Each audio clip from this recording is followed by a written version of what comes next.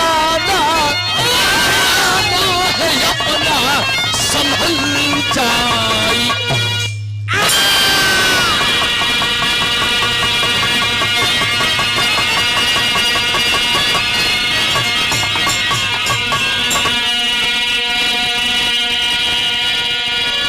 बिरहा में एक लाइन कव्वाली के नमूला लगल।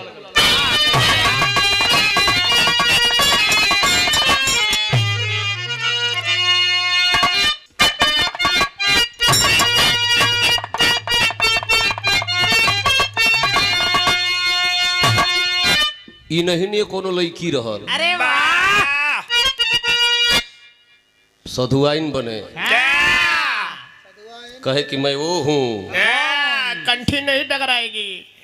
किस्मत की हो। कह रही है क्या कि मैं ना जहूँ सुनाऊं तू ये तराम करे, सलामी नाम है मेरा, मुझे सलाम करे।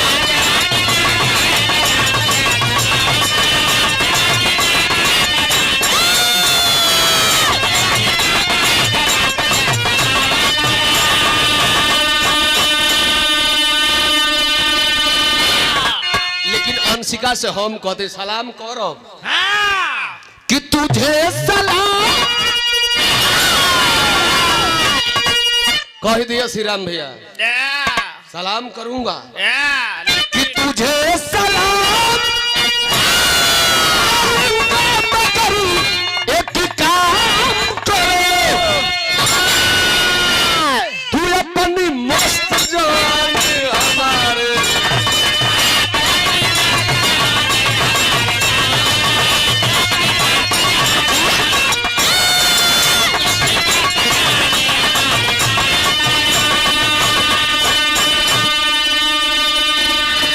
लेकिन कभी जी भाव विरह में लिखलन है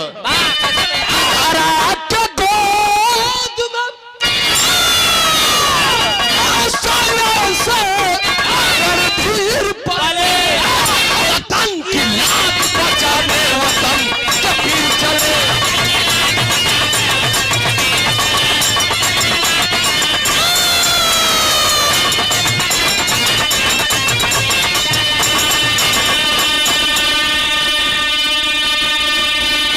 धरा के गोद में ऐसे ऐसे रणधीर पले, वतन की लाज बचाने वतन के वीर चले। ई हमेशा हमारे बिरहा का शुरुआत हो गई बलिया जिला का वीर गवैया बाला चाचा। कौनो बनर सिंहन का ताव बर्दाश्त ना कहीं श्री राम भैया, उनकी सॉन्ग गावे वाला बनरसिया कुल स्वर्ग में गइलो। हाँ अभी खूंट नहीं अखाड़ा बनो भैया। आज अभी जे तरह कहला हम चौधरी की पुती नहीं अखाड़ा, वही तरह बाला चाचा एकदम खूथी नहीं अखाड़ा बना। जेकर मन करी बुढ़ौती में आज उनसे गा सकला, अपने जवानी में बाला चाचा बोले। कैसे बोले?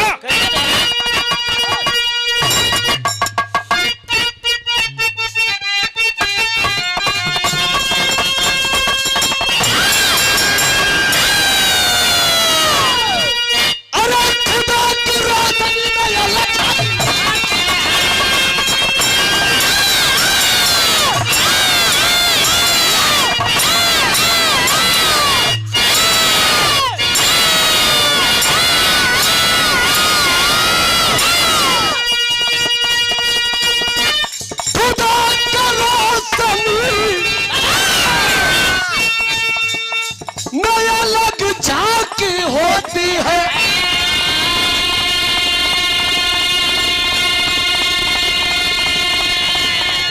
लकीर पत्थर जैसे ब्रह्मा की टाकी होती है।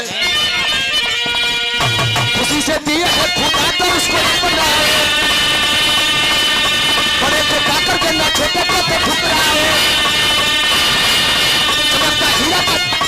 हीरा तो कचरा पे पाया जाता, उसी के लड़के में जीवन गवाया। अच्छा सपूत तो वतन के लिए मरता है, उनके कदम से माता का लड़का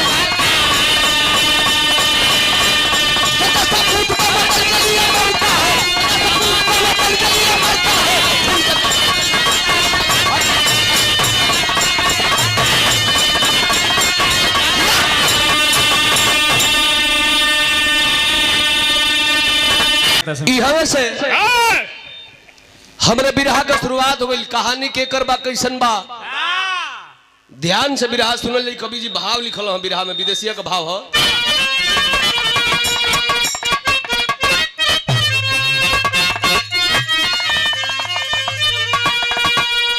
किसी वरा जो शांति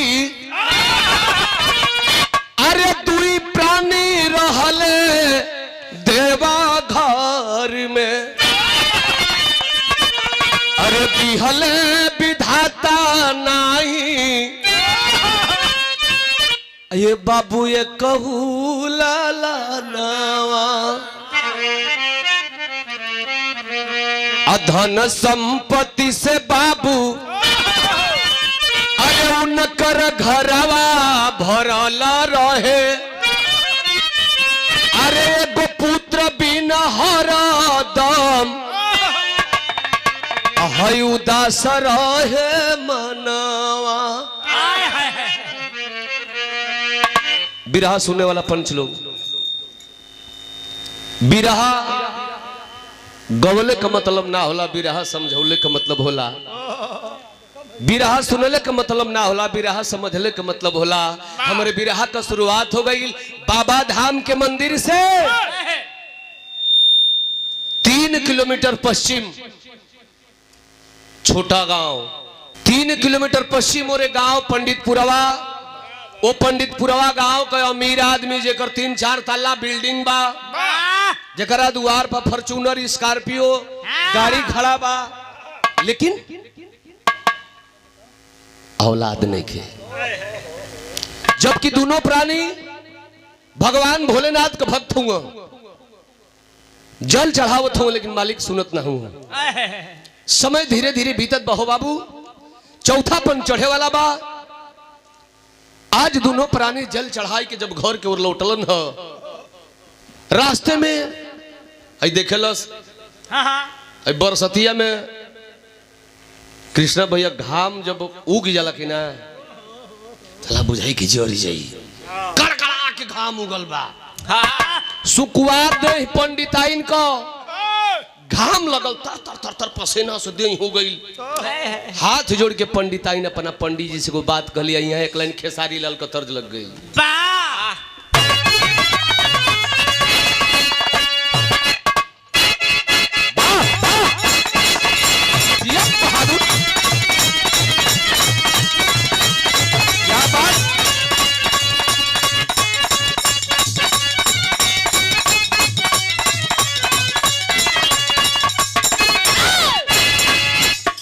खेसारी भाई तर्ज से गौले रहलन, अरे चट्टी चट्टी चूड़िया फोड़ल हो, अरे चट्टी चट्टी चूड़िया फोड़ल हो, हम नाम कलैया मरोड़ के मनवा।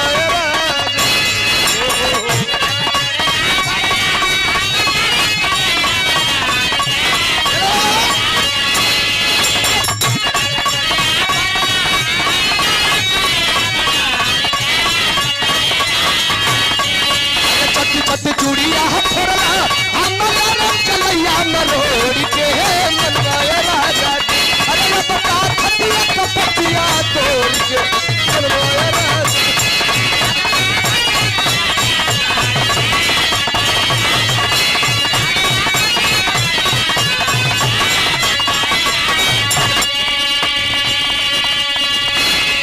ई धुन तरज रहल। बिरहा सुने वाला भैया बाबू माता बहिन लोग, बिरहा से ध्यान न हटावल जाई। पंडिताइन अपना पंडित जी से कहताड़ी, अरे कहे पढ़ाइन की सुनाए पारे, अरे कहे पढ़ाइन की सुनाए पारे, नहीं हमें छाई हो लागल सुनाए।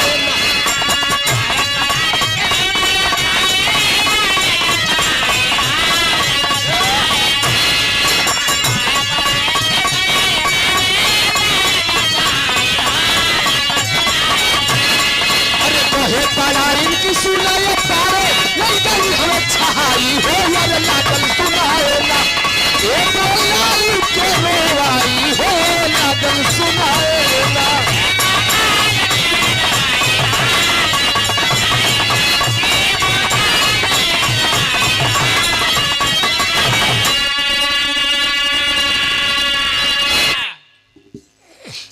दोनों प्राणी आम के पेड़ तर बैठ के हो बाबू छहात हुवन जंगली एरिया बा वही जंगलवे में से कोई छोट लड़का को रोवाई का आवाज किहा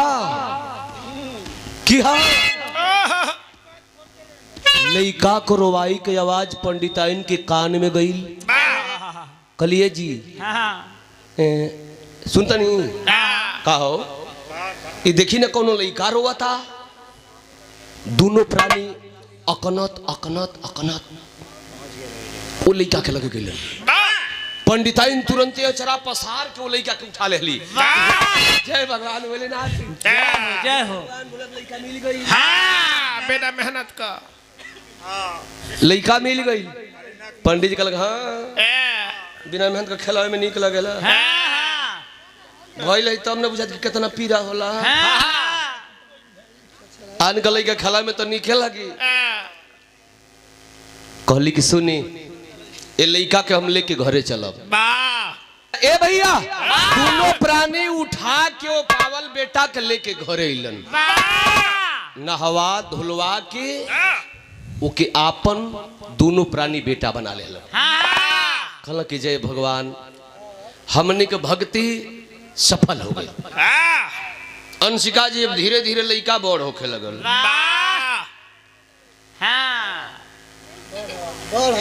8 बरिस के भइल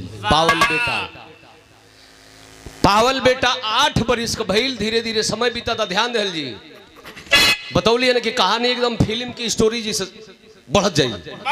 ध्यान दिली तो कहानियां शीशा जी सन झलक जाई।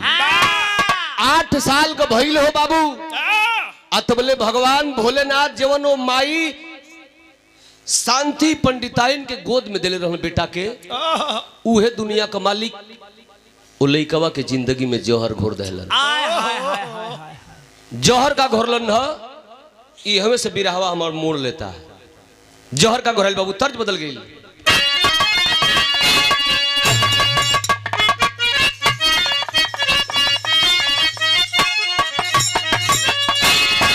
तर्ज से बढ़िया भाव बिरहा में बा कि पार कोई दिहल ये बाबू पार कोई दिहल लाल 8 की उमरिया हो।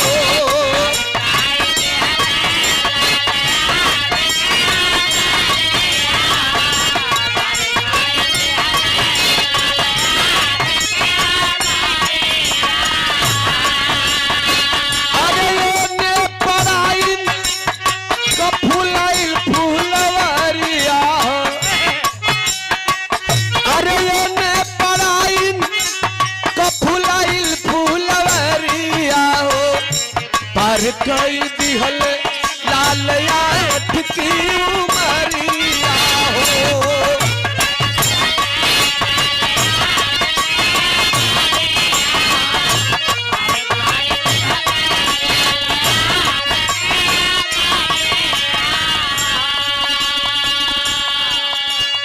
ए भैया 8 साल का लइकवा भइल तले भगवान भोलेनाथ उस शांति के गर्भ से एगो बेटवा का जन्म दे दहलन।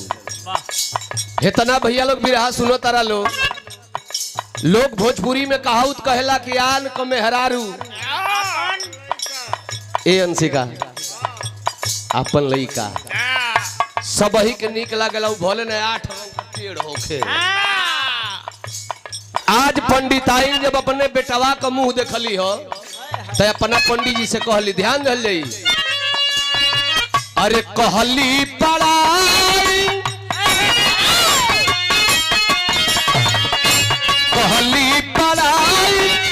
आगे बढ़िए झमेला।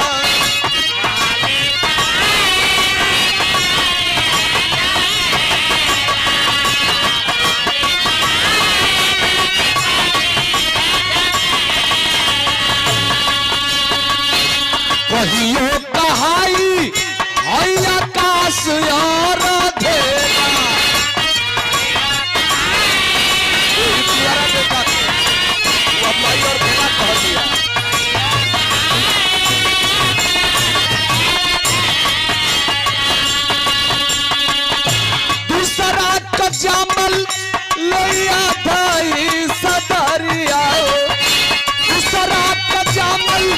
नैया दाई सदरिया पार कई दिहल लालया लटकी।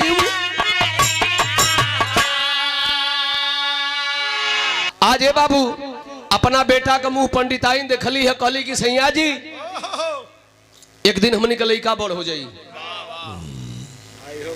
उहो बड़ हुई जौना के पौले बनी जा। हमनी के लइका कया आधा हिस्सो लई और रोज लड़ू पटाखा करी। ऐसे बढ़िया बा कि अब हमनी के भगवान बेटा दे दिहलन तो के साइड करा हटावा ओके। तो पहले तो पंडित जी मोह कैलन, लेकिन ये अंशिका जी मेहरान के लगे कहीं चुम्बक खड़े रहो।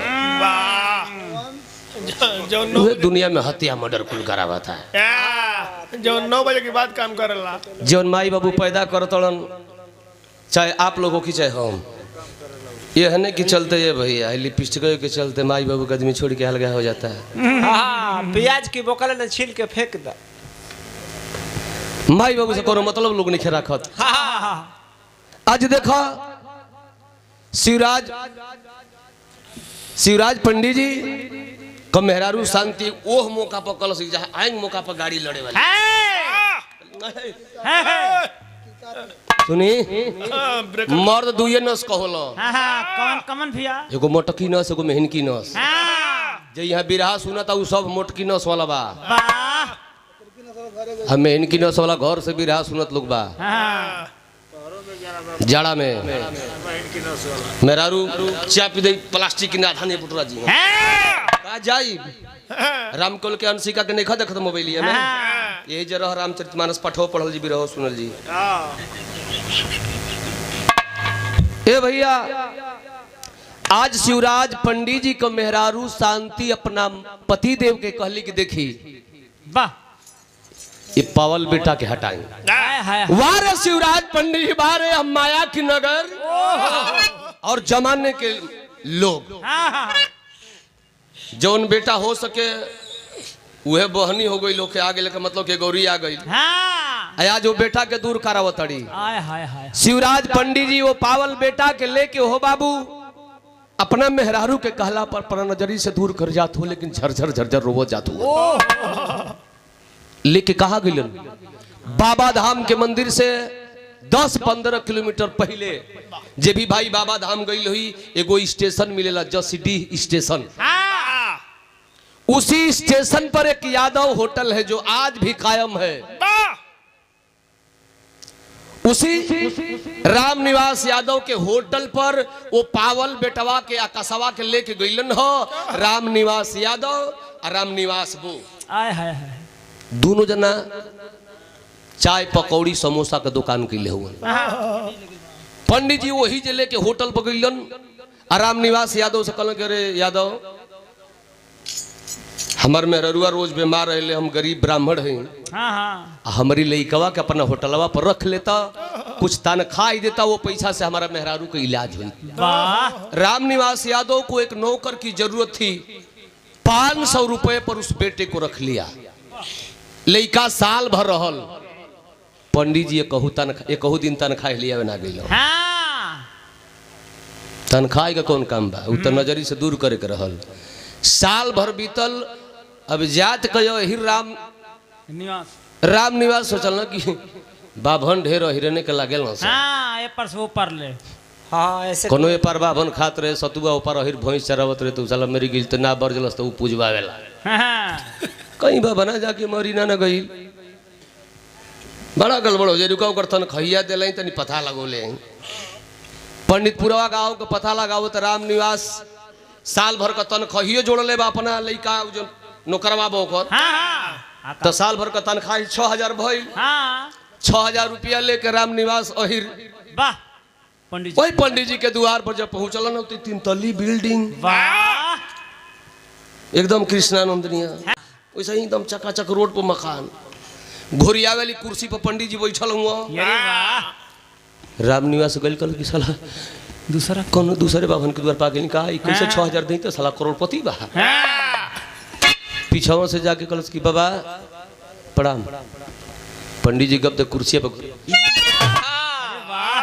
एक चक्कर एक चक्कर एक चक्कर कुर्सी पर घोरिया कैलन ह। क्या अरे यादव कैसे बाबा बाबा हाँ हाँ ये तनखैया है लाई 2,000 वाली होती लड़का नहीं बाप का 6,000 रुपया निकाल के यादव धरा रहा है पंडित जी को। कहा कि हाँ यादव देख रहा है मेरी बिल्डिंग, हाँ वो मेरी फॉर्च्यूनर है, वो मेरी स्कॉर्पियो है, वाह वो मेरी बुलेट है, और जो खेल रहा है वो मेरा बेटा है वाह आपकी बीवी कहाँ है मनीष पांडे। अब बीवी से तुम्हारा क्या मतलब है? वाह मैं मतलब घटिया कभी बड़ा है कभी जी बड़ा रामनिवास जो लड़का मैंने तेरे होटल पे छोड़ के आया है हाँ वो मेरा लड़का नहीं है, मैंने उसको जंगल में पाया था, तेरे दरवाजे पर दे दिया। तेरा मन करना तो अपने होटल पे रखना, नहीं जी करे तो खदेड़ देना। उस आकाश से मेरा कोई रिश्ता नहीं है। बिरहा सुने वाला पहुंच चलो तनी कहानी पे ध्यान दियो। हाँ रामनिवास यादव पैसा भी नहीं दिया, पॉकेट में रख लिया और वापस चल दिया। रास्ते में सोच रहा है कि मेरी माँ बस एक बार मेरी औरत को बजनिया बोली थी। ओ हो भगवान हमू तोहरे नगरी में आके थरिया बर्तन प्लेट गिलास धोतनी, समोसा पकौड़ी बेचतनी, तोहर पूजा कर ले मालिक, लेकिन आज ले ये कहू औलाद न देला। खाली मेरे माई बजनिया कह दल समय मेहरारू के मेहरारू हम के लिया के भगवान भोलेनाथ तोहरे नगरी में रखलस, तोहर सेवा कर ले, लेकिन हमके रोवावेला मालिक न। घरवा चलब मलकाइन से बतियाई, आकाशवा के आपन बेटा बनाई, आपन बेटा बनाई। घरे गईलन मेहरारू से सारी बात बतियोला, कहला कि आकाशवा आज से ही तोहर बेटा हो गई। क्या बात लड़का चाहता ना, ई पंडित जी का लड़का ना, पंडित जी के जंगल में पल अब एक के हमने का आपन बेटा बनावे के। वाह वाह बेटा के पढ़ावे लिखावे लगलन, धीरे धीरे लड़का पढ़े लगल, इंटर पास कैलस। इंटर पास जब कैलस हो बाबू, आ गई महीना सावन का, कांवरिया बम अपन अपन कांवर सजौले चलल हुआ, तो बिरहा में टेरी के भाव लग गई।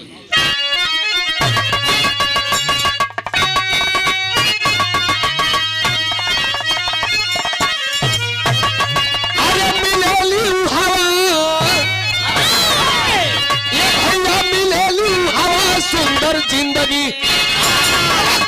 चीज का भैया आस न होला जहवा,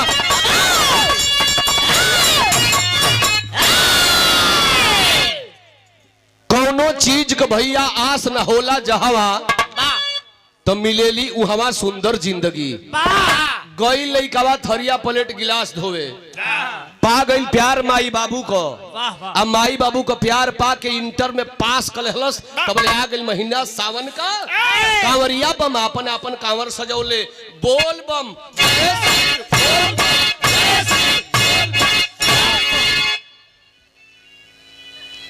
कुल बम चल दे। कैसन कैसन बम लोग जाता। अब दत्तनी श्री नारायण चचा वाली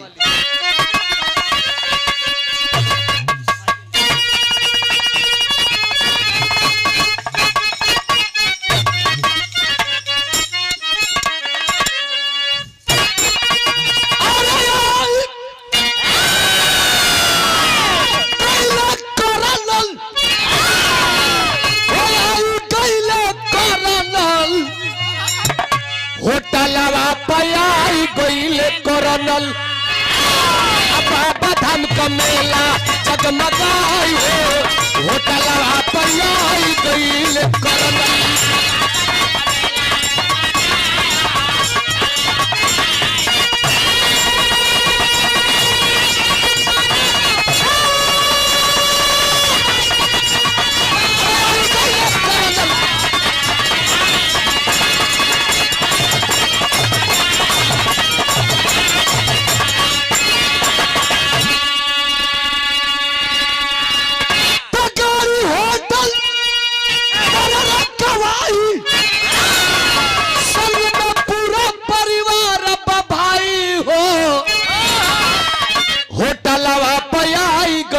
करनल पूछे लगल बात या कुलाए हो अरे होटल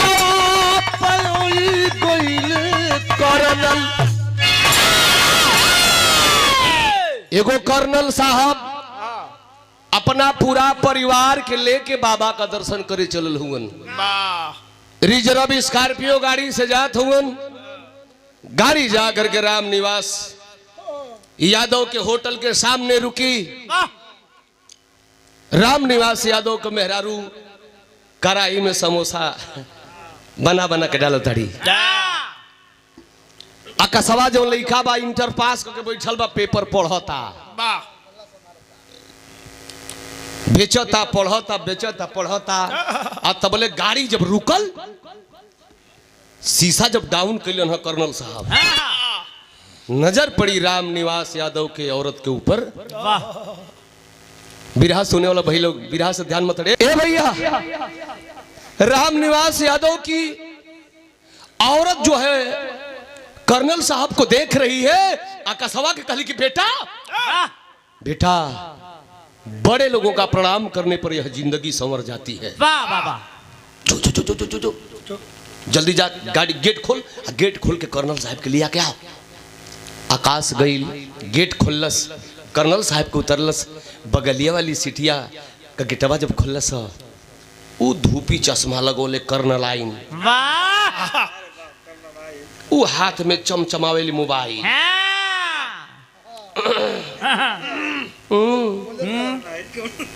कर्नल आइन करना नहीं। इतना गोर बुझाओ कि खोद दिहला खून बह जाई। गेट खोलस साहबाइन उतरल बड़ी। वाह वाह चिरंजीव बाबा। कर्नल साहब की मलकाइन के लिए आके होटल में आइल। जग में पानी गिलास पंतुआ मिठाई। पंतुआ का हो? पंतुआ मिठाई अंशिका के सवेरे खियाई। कहाँ वहाँ? सती माई के दुकान पर। वाह। वो कृष्णन के दुकान के बगल में माँ मिष्ठान भंडार कासिमाबाद गाजीपुर वाले। इतना बड़ा बड़ा देखने पर लगता है कि बूढ़ों का तमाकू है।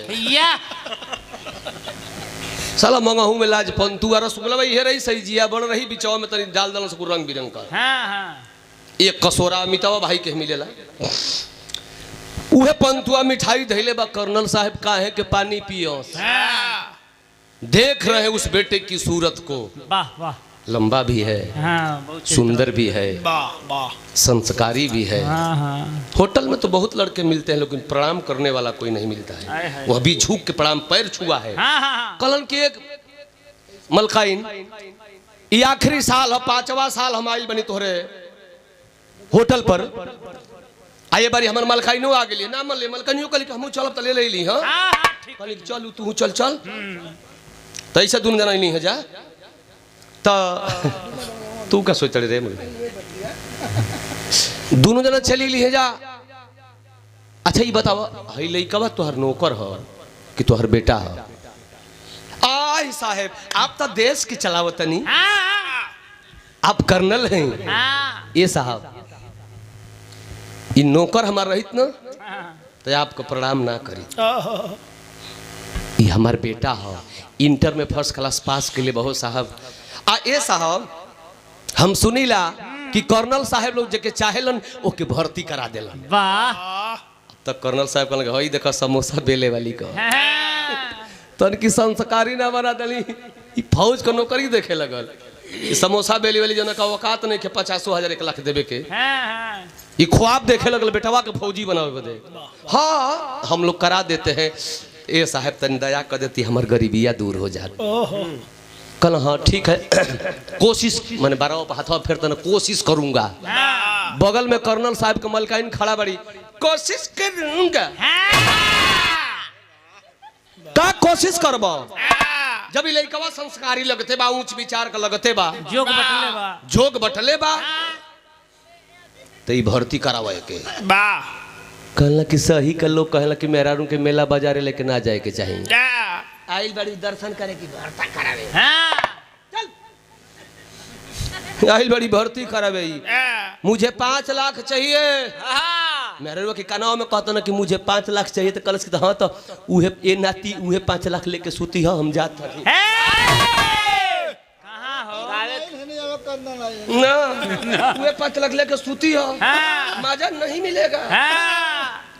कहना की तो परेशान करी कहल बड़ी कह तरीके हम आइल बनी पूजा पाठ करे तो एगो पुण्य क के जाई हाँ। पुण्य करब कहला के ड्राइवर गाड़ी चालू कर चल बैठ हाँ। देवघर चल बैठा के लेके गईलन दर्शन करावे के लेकिन बाहर रे कर्नल साहब के मलकनी अपन चपला वही जो काट दियलस वाह। ड्राइवरवा से कलस की गाड़ी लेके तो रुकी है हाँ। नहीं तो नौकरिया से बर्खास्त कर दी हाँ। तो बड़े बड़े अधिकारीन को ड्राइवर का मलिकार के होला वही के मेहरारू उन्हीं से दर्शन करके अइलन हो आ कर्नल साहब सोचते ड्राइवर के इशारा के लोग भाग चली है आओ पीछे से गए होटल आगे रुक नौकरिया ले ले चलिए बेटा घर हाँ। ड्राइवर साहेबाइन बोल तड़ी ब्रेक मार देला साहेबाइन गेटवा खोल के उतर गेली दौड़ के पैर पकड़ के हो बाबू राम निवास यादव के दुल्हन गरीब के मेहरारू कहले कि साहबाइन साहेब तो निर्दयी हुआ हे बहनी हमार बहन हो तो जिंदगी पर गोड़वा धो के पिए हमारे बचवा के भर्ती करा था वहां तो कुछ नहीं कह पाई लेकिन आश्वासन दे रही है कि आकाश मेरे मोबाइल में अपना नंबर सेट कर दे और हमारे पति आर्मी में कर्नल हैं और बेटा हम लोग आसाम रहते हैं वाह। और आर्मी के विभाग में कोई भी भर्ती निकलेगी तो मैं तुझे फोन करूंगी सर्टिफिकेट कागजात लेकर के आसाम आ जाना भगवान भोलेनाथ की कृपा होगी तो तू भर्ती हो जाएगा वाह। चली गई माँ वह कर्नल साहब की औरत चली गई नंबर लेकर के समय बीता भर्ती निकल गई उस भर्ती में बुलाती है थोड़ा माहौल रंगीन कर दो बाबू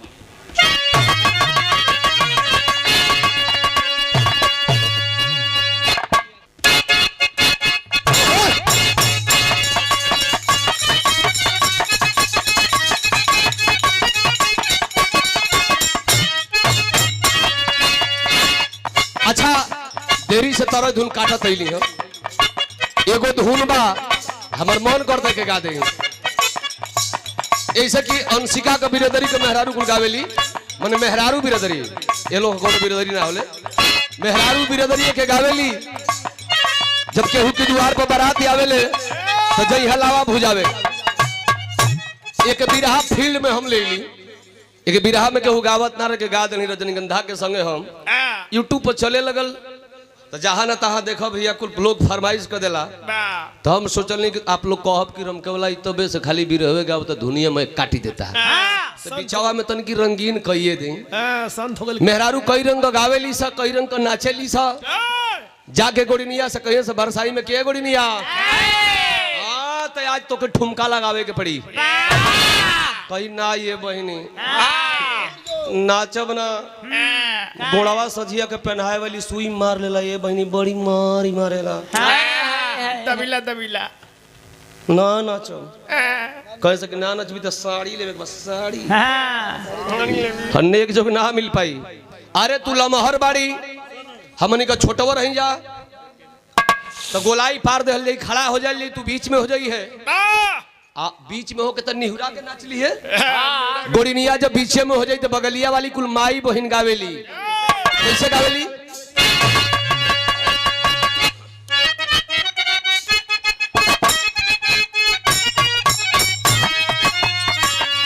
अरे पातर पातर झिंगा मछरिया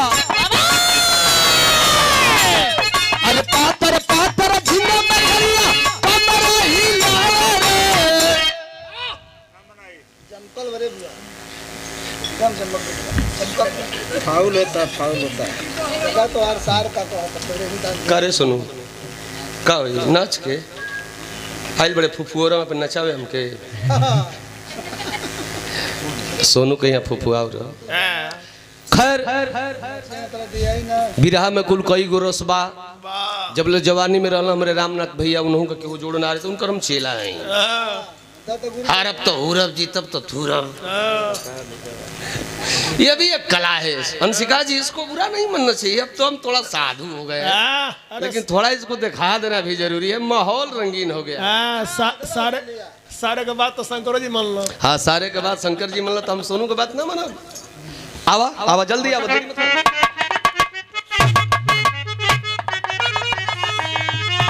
मेहरारू कैसे तर्ज के गावेली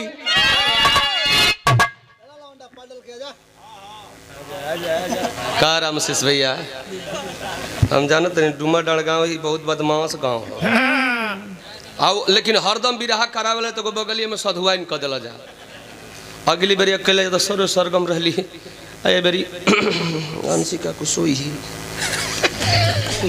कुसवाओ अंशिका अब मुड़िया मत तनी हमरे तकल कर दाढ़ी का मेरी कटिंग देखो सवेरे देखबो तो दूसर कटिंग हो जाई भैया ओ का करबे 10-12 गो कुल चैनल वाला हम ई तो बेचारी अपन आईडियो गाओ के भागी जली थोप दी हराम के उनकी कपारे पर एगो नाचे वाली भेजेली अपन जगह ही अपना बाजू तो हम तो के बताई अरे वाह वाह अरे फस फस वो काकी अरे साला हम काकी नहीं लगत नहीं यही खातिर परेशान करत ला सब आओ बजाओ वो फस लौंडा कह जा अरे बलिया जिला के सुरेंद्र भैया रामनाथ भैया जब ये दो शेर पुरान मिले तो शेर एक जिंदा है ना आओ यार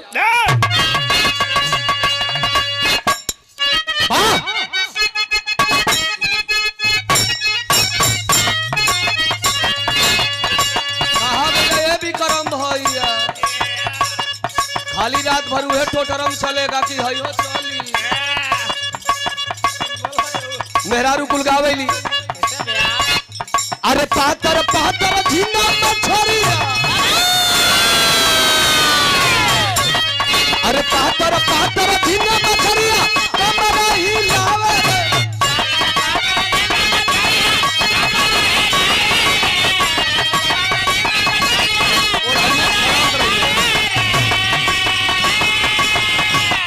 अरे कमरा ही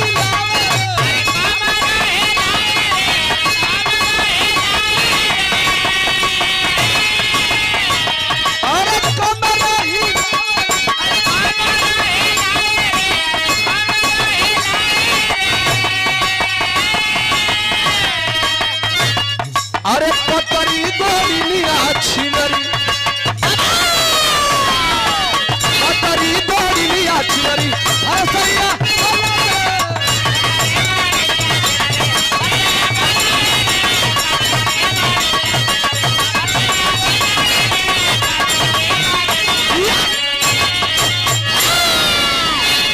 हमनी का कवि लोग सामने कवि राजेंद्र कवि गाना का तरह लिखत लिखत सिहरा लोग जाता आई पता न माई बहन कुल कहाँ से गावेली दूसर की लेनी है तन की भागसा ये अपने के गरिया गेली हां हमनी के दिखा का गावली सुनाई अच्छा ई बेरे लगा छिदारी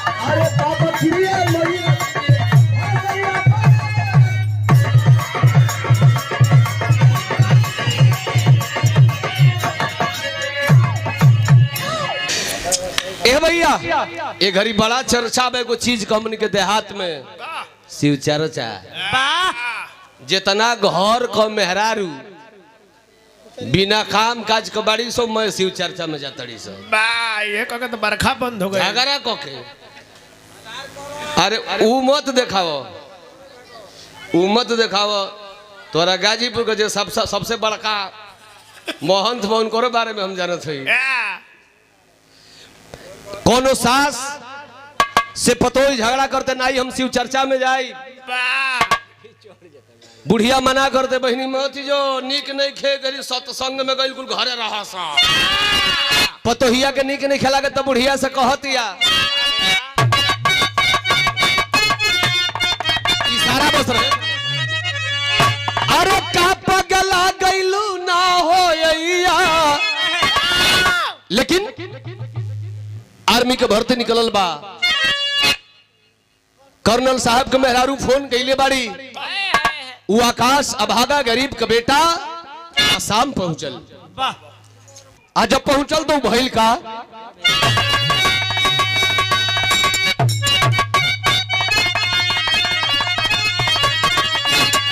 अरे भर्ती हो गई ना जवनवा,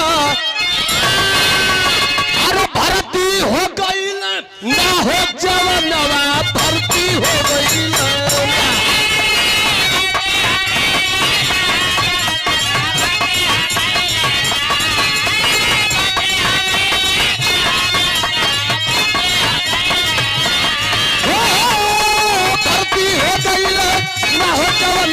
भर्ती हो गई ना, भोले बाबा का घूमल नवा, भोले बाबा का घूमल नवा, जवनवा भर्ती हो गई ना।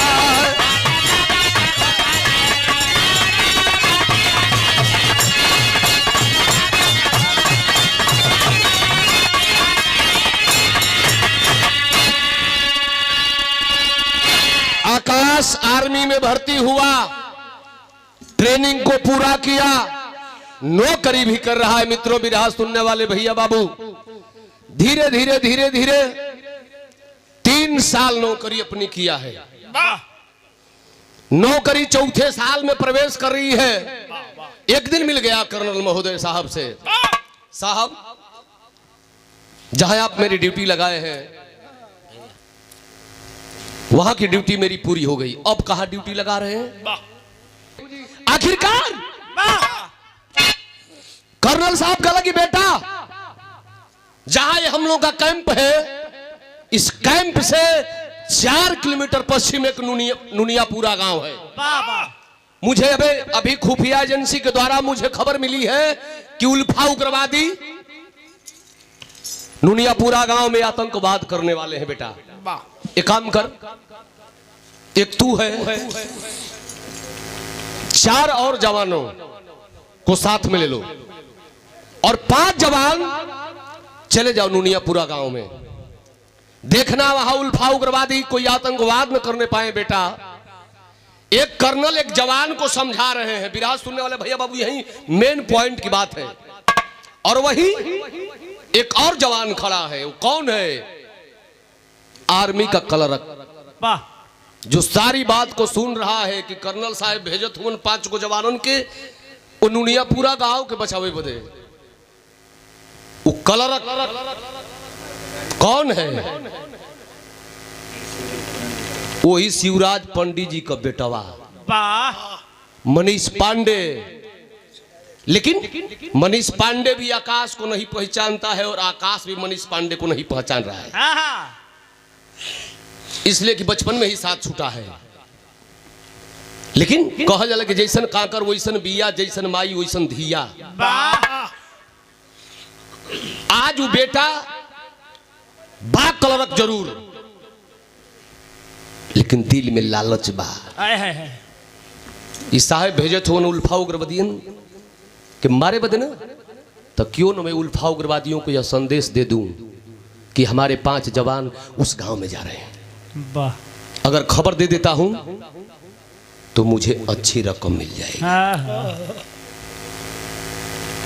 पुलवामा हादसा हुआ, हर 5 किलोमीटर पर चेक पोस्ट लगा है। 100 ग्राम गांजा लेकर के आप बॉर्डर नहीं क्रॉस कर सकते हैं, और 250 किलोग्राम विस्फोटक सामान लेके कैसे पाकिस्तानी हिंदुस्तान में आ गए? बिना हिंदुस्तान के चमचम के चाल का बिना कैसे चली? देखो यही में गद्दार हूं। एक जवान 5 जवानों को, 4 जवानों को, साथियों को अपने 5 चले हैं नुनियापुरा गांव को बचाने, लेकिन उसी आर्मी का वह क्लर्क कहां जा रहा है? बिरहा चढ़ी। अब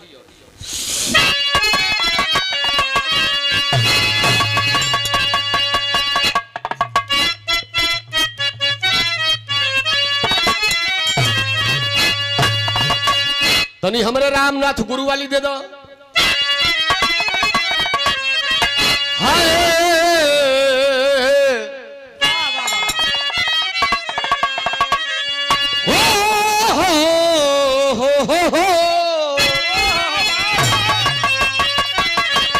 अरे चल ले जवानवा बाती,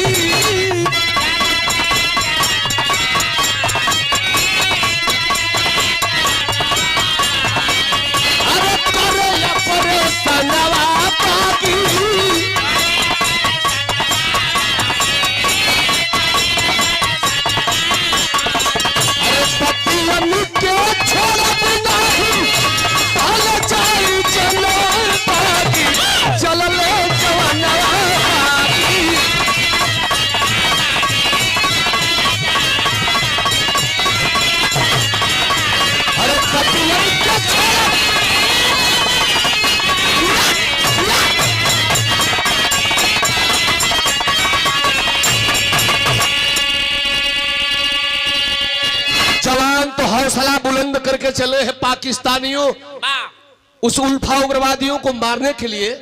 लेकिन यह मनीष पांडे जो है आर्मी का क्लर्क, वो फोन कर दिया। उल्फा उग्रवादी एक फोन को उठाया, कौन हो? मैं आर्मी का क्लर्क हूं, मनीष पांडे मेरा नाम है। क्यों फोन किए हो? जा रहे हो क्या उस गांव में? नुनियापुरा जा रहे हो? हाँ, सजग से जाना वरना मारे जाओगे। आर्मी के 5 जवान पहुंच चुके हैं वहां। जा रहे हैं, अपने ईमान को बेचा है आर्मी का वह क्लर्क। कितने रुपए में? 2 लाख। अरे रुपया लेके वही पापी उग्रवादी से अरे हले सुराग तब उग्रवादी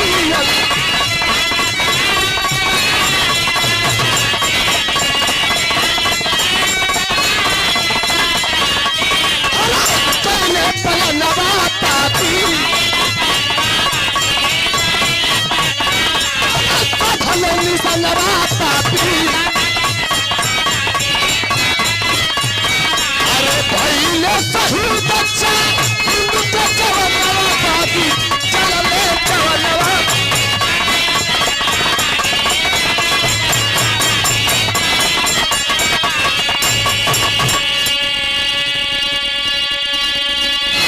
पहाड़ी झाड़ी में छुपे उल्फा उग्रवादी हिंदुस्तान के आर्मी के 4 जवानों को निशाने पर ले लिए। आर्मी के 4 जवान मारे गए। बचा है कौन? फिर वही अभागा जिसकी मौत ही नहीं है। फिर वह बच गया आकाश और अपने 4 भाइयों की लाशें को देख रहा है। मेरे 4 भाई मारे गए, धिक्कार है मेरी जवानी को। उठा लिया वह जवान अपने हथियार को और तमतमा करके चला है। तो बिरहा तनी और चढ़ा दो।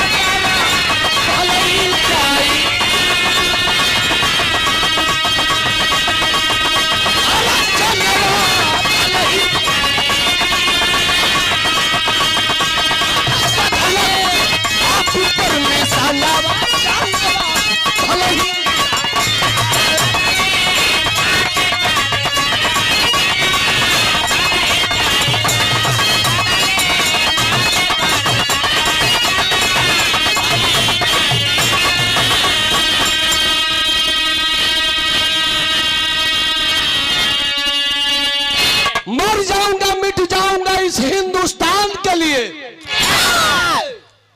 लेकिन यह आकाश अपने कदम को पीछे नहीं हटा सकता है। हौसला बुलंद है उस जवान के सीने में और अपने स्टैंड गन को लेकर के चला है। एक बात सोच रहा था वो फौजी, ख्याल करेंगे बाबूजी, इस चुनाव से अगले चुनाव में माननीय नरेंद्र मोदी जी ने घोषणा पत्र में लिखे थे कि जब मेरी सरकार होगी तो हिंदुस्तान से आतंकवाद मिटा दूंगा। नहीं मिटा। वही बात वो फौजी सोच रहा है। क्या सोच रहा है? अरे मिट्टी उग्रवाद कैसे देशवा गद्दार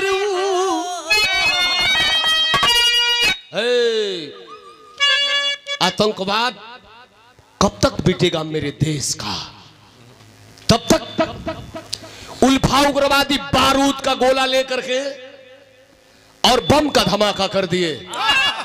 बम का धमाका जब कैलन बाबू बिरहा पर ध्यान है, उस बारूद की चिंगारी चली है। वह चिंगारी जाकर लगी कहां? कि मिट्टी उग्रवाद कैसे देशवा गद्दार। 2 चिंगारी चली है। लगल कहा आकाश के दोनों अखी में जाई के लगल हो बाबू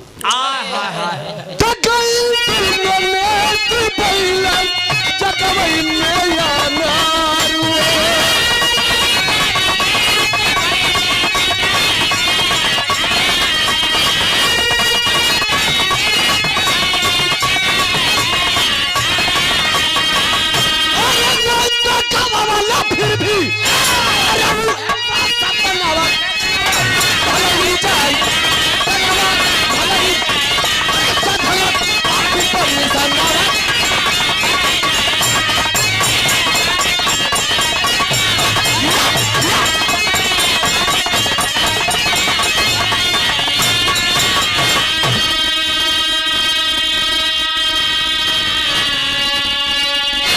हाथ में स्टन गन है मित्रों, आंख में बारूद की चिंगारी लगी है, दोनों आंख फूट गई है लेकिन हौसला नहीं तोड़ रहा है। टाइगर को दबाया तड़तड़ा करके गोलियों की बारिश कर रहा है लेकिन जवान कब तक बारिश करेगा। धराशायी होकर आर्मी का वह जवान धरती पर गिर पड़ा।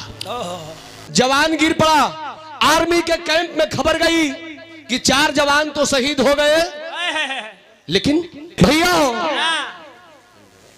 4 जवानों फौजी जवानों का जिस नियम से उसकी लाश घर जाती है, ताबूत और तिरंगे में लपेट करके उन जवानों की लाश को भिजवा दिया गया। घायल अभागा उस आकाश को आर्मी के हॉस्पिटल में भर्ती करा दिया गया। आंख पर पट्टी लगी है, दवा उपचार हो रहा है, ब्लड चढ़ रहा है, लेकिन ये हवा का बात तनी अब यही छोड़ो। 2 लाख रुपया पौले बड़ा के मनीष पांडे, तो भैया वो बिना मेहनत कौन सिका जी 2 लाख रुपया मिल जाता सारा तनी गर्मी होले। बिरहा गा के 2 लाख कमाइल जाई ओकर गर्मी ना हुई, लेकिन बिना मेहनत को मान लो कि आइल बन जाएगा डहरिया में 2 लाख मिल गए तो कतनी चला घर है अब कहा बिगाड़। तब बिना मेहनत का 2 लाख रुपया मनीष पांडे पौले बना खाली उल्फा उग्रवादियन के बतौला पर इनाम में चला गया। आर्मी के कैंटीन में जाके एगो आर्मी के बोतल लेहलस, कैंटीन में से मुर्गा का जंगा लेहलस, नोच नोच के खाता, दारू को ढक्कन खोलस। हमारा बड़का भैया चूंकि आर्मी मैन हुआ तो वो पहले वाले अवश्य अमर भाई भुजैनी वाले है तो बाद में अलन कंपनी में इतनी पहले रहलन 15 साल पहले रे बिरहो गाँव 25 बरिस हो गई तो पहले रहलन तो कस कि भैया तनी भैया से कहा खम्भा मंगवा दी मंगवा दी। तो पहले वह गोल आवे एगो आर्मी वाला बोतल अंशिका जी ओकर ढक्कनवा खोलला पर गजबे आवाज करे। जानते हो कैसे बोले? कैसे भैया? वाह ढक्कन वाह रामशीष भैया ओके खोलला पर अरे वाह वाह मिस कर दहलस, सही नहीं मारे ऐसा बोलता है। बिचवा में सीसी चलत रही हो लोग छतल तई कते बनावल बका फिर ये मर दे ए घरी तब आवत है कभी जी कैसन हो कागजवा में ता दतिया पड़ता ए साल पानी में मार के ठहर होता सो रोड चल ए संभाल के हाँ वाह वाह नगरवा गण से पूछने भैया ई डुमा डाल जाए नमस्कार जो जो त आर्मी का बोतल खोलने बा पूरा बोतल पी गलस। दारू के नशा में जब भइल मनीष पांडे तो पहुंचा कहां? अपने फैमिली क्वार्टर जहां अपने मेहरारू के रखल रहल। अंशिका जी गई मेहरारू रात को समय बा दरवाजा बंद करके सुतल बिया कल की हेलो प्यारी दाढ़ी वाले वो फौजियों शौकीन रहे। कल दरवाजा खोलो, दुल्हनिया मैले ये आगे सीट किनिया खींच देलस। आई पूरा दरवाजा पर वजन देले बा जब घी दल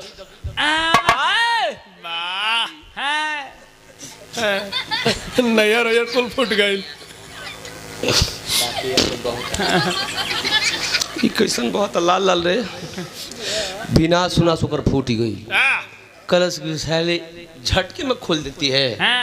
तेरे को समझ नहीं आया कि मैं आई एम सच्चा हिंदुस्तानी। आखिर दारू के नशा में इतना है भैया, दुल्हनिया कलश की सैया जी कौन डरस कलश की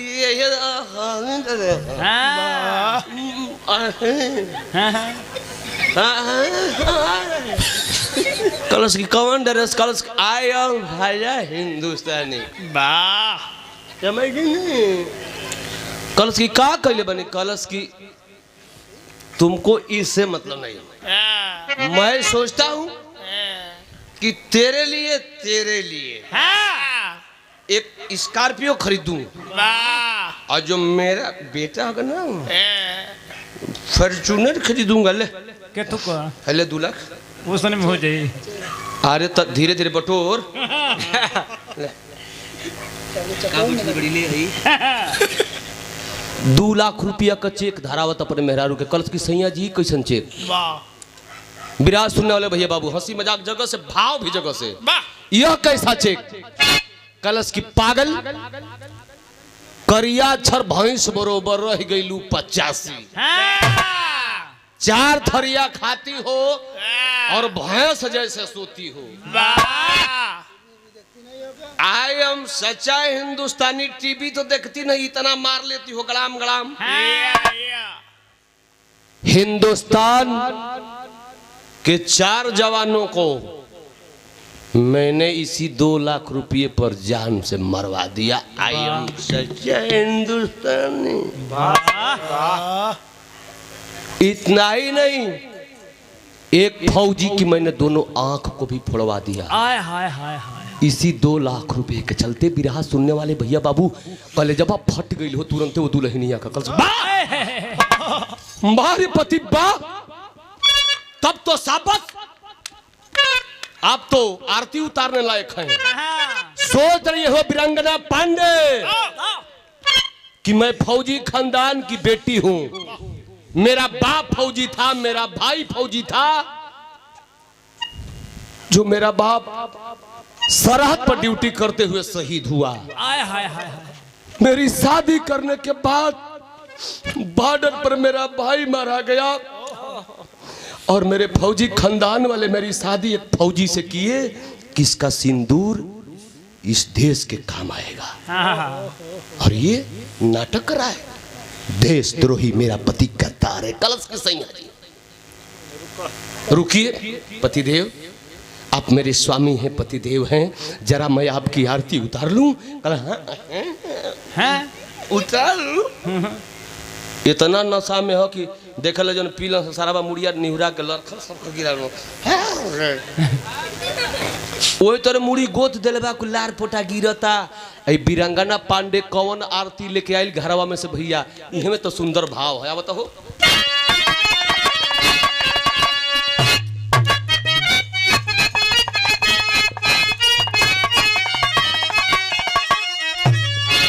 अरे यही अखिया में नाचा लक्ष्मी सबीरिया 16 बरिस नजरिया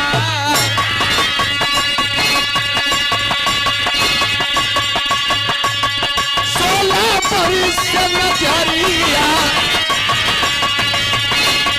अरे मरली खींच के कटरिया 16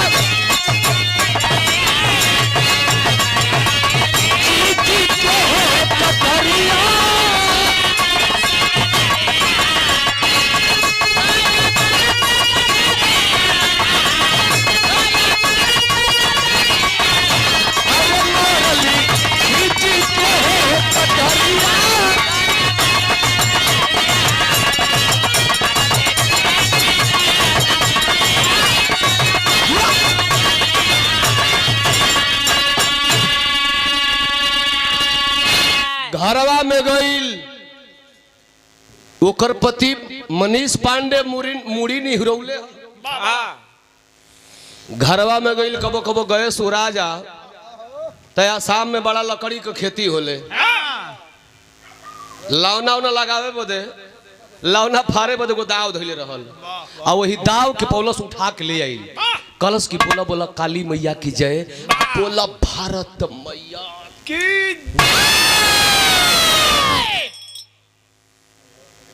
ऐसा लपेट के मरलस की लोरकिया में गावल लोरकिया वाले की मुड़िया गेना नियर डगरा है गच तो नेहुर गइल मार धलस ऐसा हचाक दिन के गिर के सार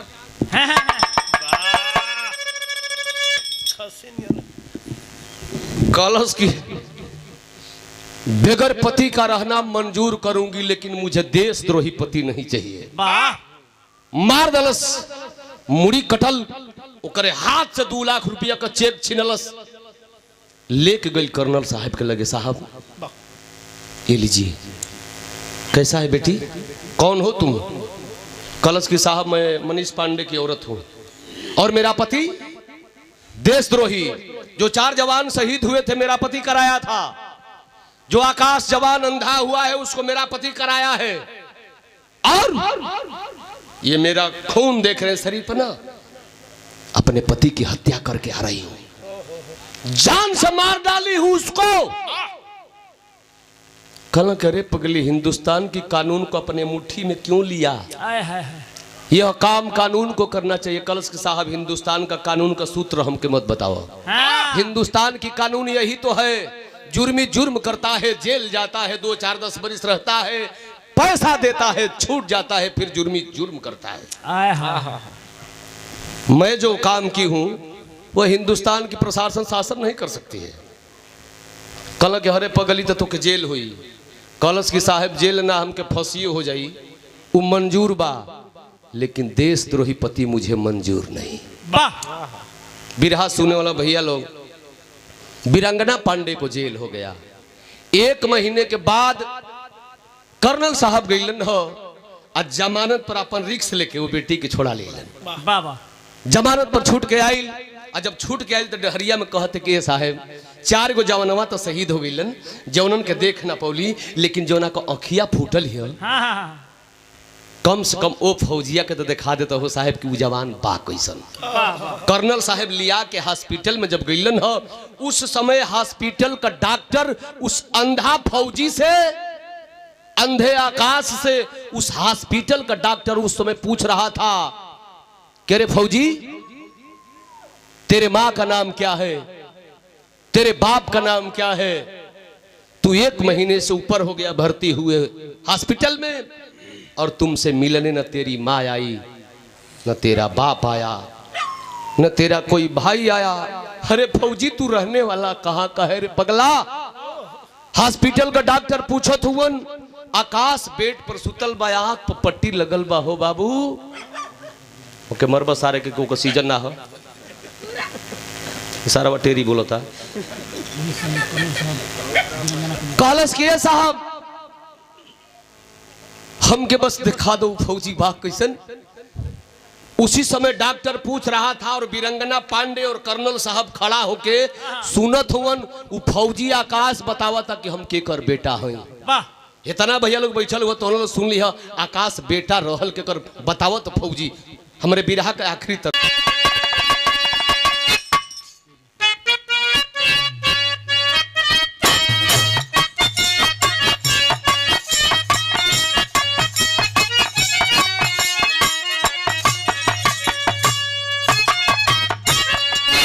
बेड पर सुता है फौजी रो रहा है साहब हमारा दुख भरल कहानी के जानल चाहत न साहब हमारा जिंदगी का बहुत दुख भरल कहानी बहुत साहब हम के कर बेटा आई सुन न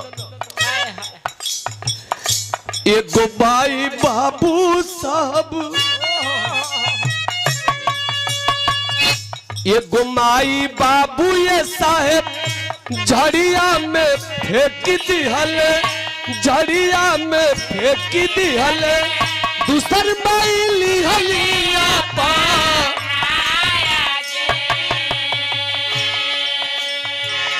इहे न तू जानल चाहता रह कि हम के कर बेटा हैं तो पता न कैसन हमारे कुलक्षणी माई रहल पता न कैसन हमार बाप रहल उ जवन दोनों हमके पैदा करके साहब उ झाड़ी में फेंकले लोग रहल। तो पहला माई बाबू के देखिए न पौली हमार दूसरका माई बाबू के मिलल हमारा जिंदगी में दूसरका माई बाबू शिवराज पंडित जी और उनकर मेहरारू शांति उहे लोग बाबा का दर्शन करके जात लोग रहल हमरा के उठा के घरे ले गईलन जा। ए साहेब हमार 8 साल ले पालन पोषण कैलन जा। आ तबले ओ माई के गोदी में भगवान ने को बेटा दे दिलन जेकर नाव परल मनीष पांडे। इतनी बतिया वीरंगना पांडे सुनो सर, ये तो मेरे परिवार का नाम ले रहा है, मेरे ससुर और सास और मेरे पति का नाम ले रहा है। ये तो आकाश मेरे परिवार में 8 वर्ष रहा है, ये तो मेरे घर का सदस्य है। और ख्याल से सुनने लगा। अच्छा देखिए तो आप का बतावेला कलश के साहेब, पहला माई बाबू के देखिए ना पौली, दूसर का माई बाबू पंडित पंडिताइन, तीसर माई बाबू के मिलल, तीसर माई बाबू ये साहेब मिलल हो डाला मिलल हमरा कली हले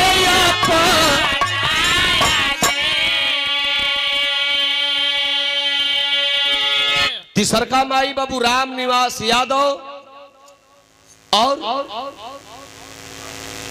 उनकर दुल्हन माने हमार धर्म को माई शांति देवी। ये साहब हमारा जिंदगी में तीसर की माई अब बाबू मिलन यादव होटल वाला, जो न माई बाबू के आशीर्वाद से हम इंटर तक पढ़ली, वही माई बाबू के आशीर्वाद से हम फौज में नौकरी पौली। अभी ओहू माई बाबू का सेवा पूरा ना कपौनी हो साहब, तबले ये गौरी माई हमारा जिंदगी में आ गई, जो न माई का सेवा करे बदे हमके फौज का नौकरी मिलल। कौन माई? यही धरती मतारी बदे लड़ली लड़ली कोई तू नया छी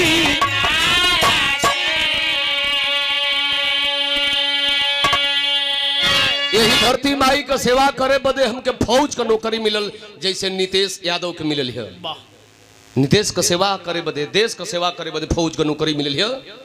फौजी जवानी सरहद पर, फौजी जवान जब सरहद पर जगता है तो हमारे हिंदुस्तान के लोग अमन चैन की नींद सोते हैं। आज फौजी नहीं होते तो पाकिस्तानी और चीन वाले घूस घूस करके हिंदुस्तानी लोगों को मारते। बाबू हो ए भैया, आखिरकार इतनी बात जब फौजी बतौलस, आकाश सारी बात के वीरंगना सुनलस। कर्नल साहेब कब बहिया धैलस, हॉस्पिटलवा से बहरा लेके गई। अब बहरा ले गई तो कहलस का बिरहा में अल्लाह का भाव लग गई। सी नारायण चावल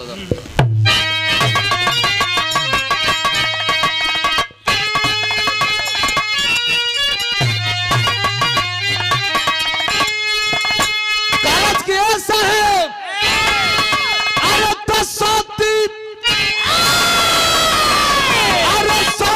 सावित्री का अरे मिलला प्रमाण ये साहेब।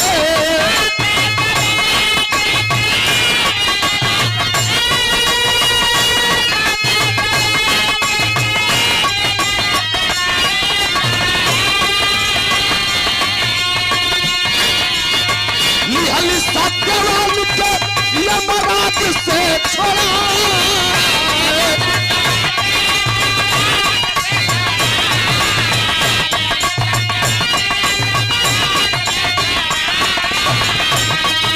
अरे झांसी वाली बात के अनुपम कहानी साहेब।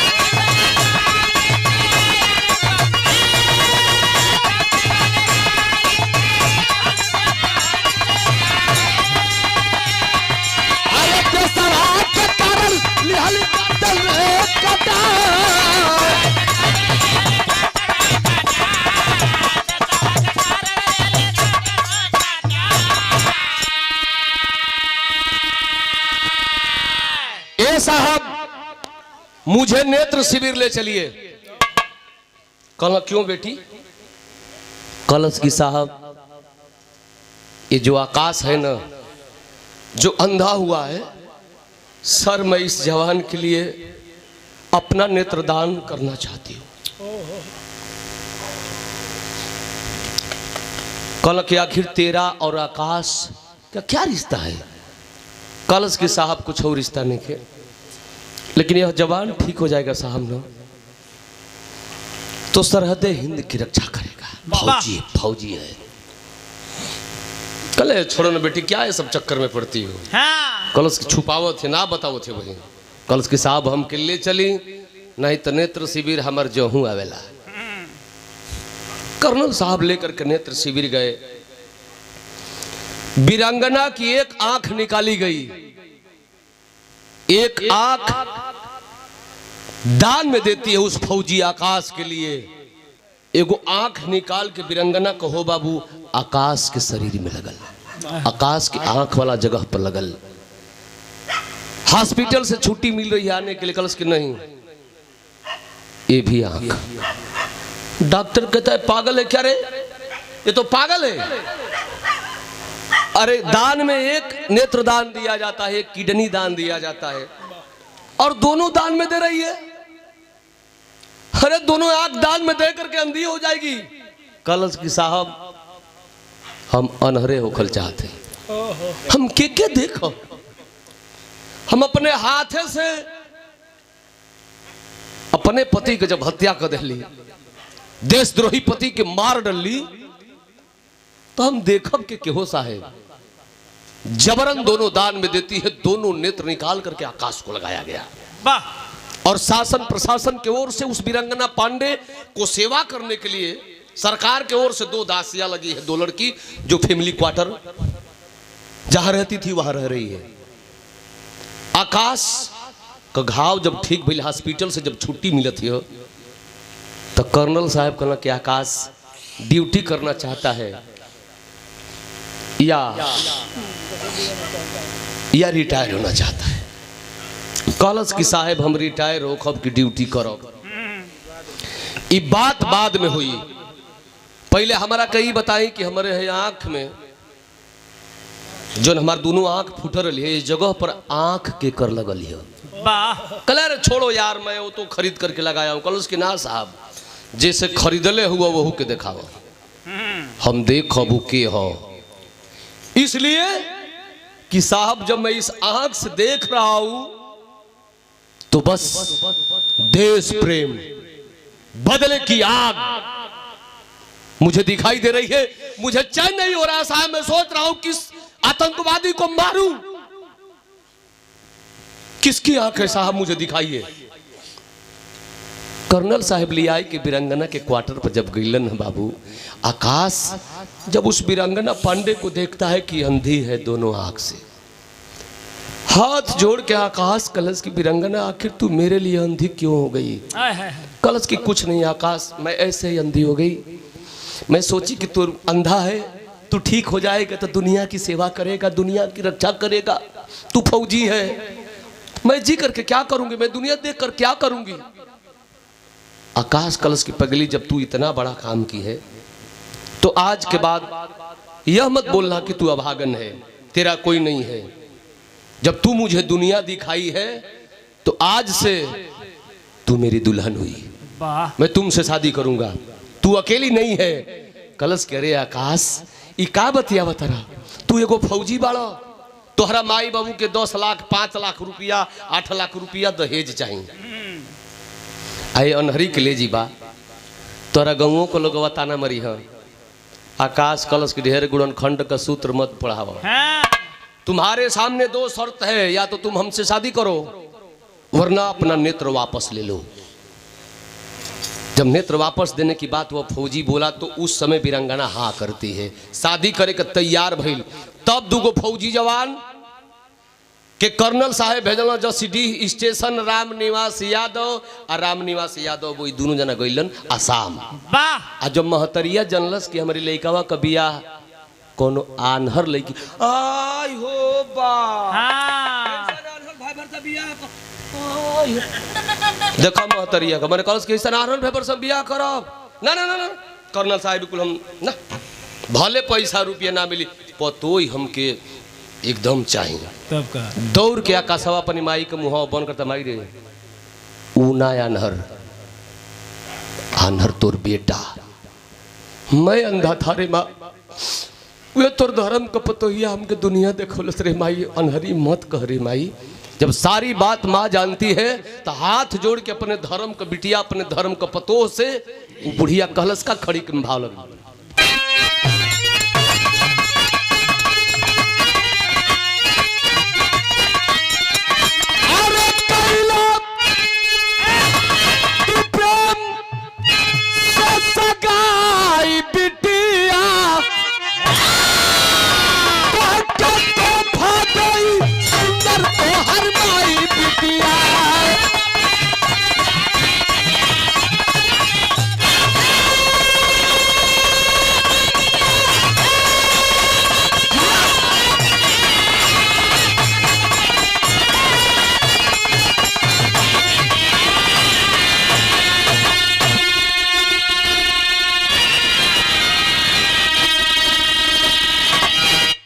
तू प्रेम से सगाई बिटिया तोहके तोहफा दे सुंदर तुहार पतोहिया हंसे लगल बिरंगना पांडे कलश की अम्मा जी हमके तोहफा देबू तू हमके तोहफा देबू वो आपकी लइकवा के जौन हम अखिया दिले हैं वो अखिया मारे के ना दिले हैं चौधरी कि पुत्ती देखब पुत्ती ना देखे पुतंग देखे के कहलस कि माई आपके लड़का के जो हम अखिया दिले हैं वो आँख से कई बदना दिले हमके तू का देबू हमारा अखिया मांगती या वही खाती बेचैन बड़ो का चाहिए हमके कि तोहफा में चाही हरदम दुश्मन के मराइल हमारा अखिया भुखाई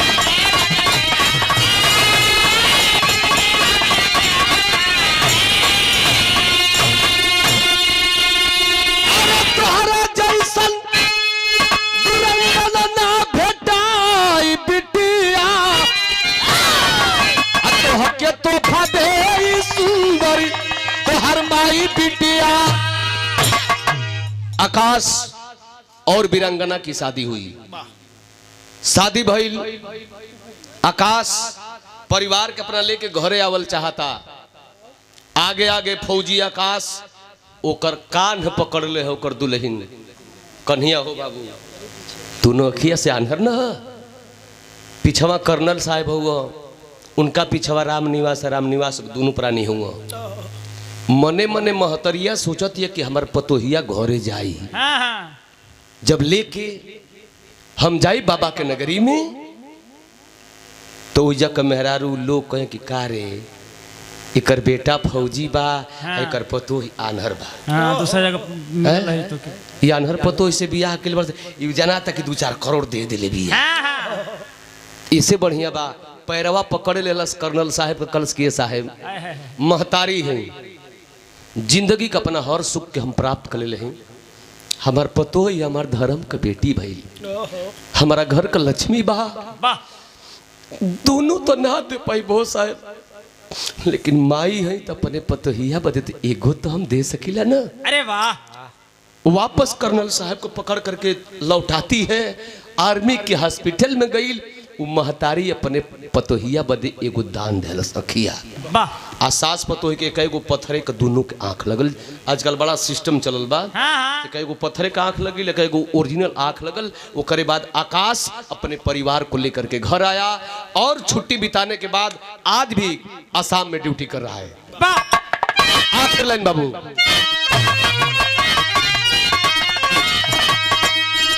जय जखाड़ गुर जद्दू लौटन कील हरे फुलवारी श्री नारायण गंगा सागर मितवा अवध बिहारी